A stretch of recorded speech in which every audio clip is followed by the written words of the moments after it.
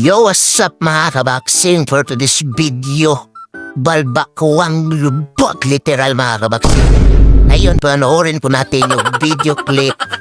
Ngayon mga kabaksing, viral ito ngayon. Si Bustoyo sinapak yung player ni Boss Rendo. So ngayon, hindi na po natin patagalin to. Panoorin na po natin yung video.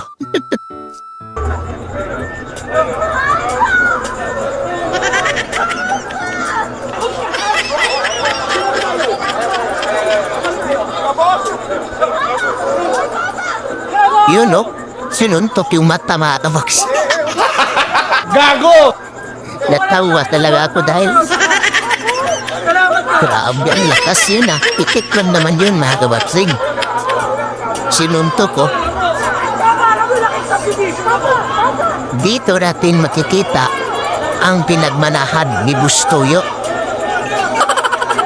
Kaibigan lang naman nito ni Cuadro Alas Casimero sa hindi nakakilala dito kay Bustoyo.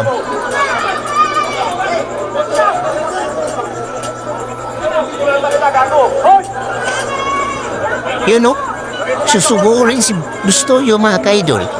Ha? Susugurin nitong player ni Boss Rendo no? Uy, may black eye. Nakikita ko yung black eye mga kabaksing ha. Ikaw pa naman pinitek yung mata.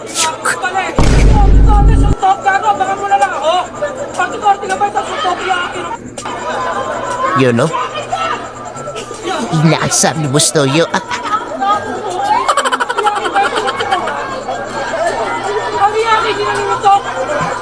Yung player ni Rendo nagigil at mga kabaksing.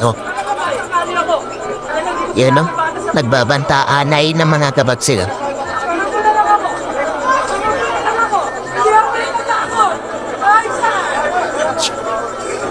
So anong masasabi nyo sa video na to mga kabaksing? Grabe, Bustoyo, pinitik pa naman yung mata.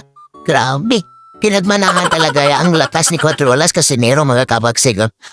So, kanina pa lang yung video na to, nag-viral na yun mga kabaksing. So, panoorin nyo lang yung full video sa mga channel nila Bustoyo.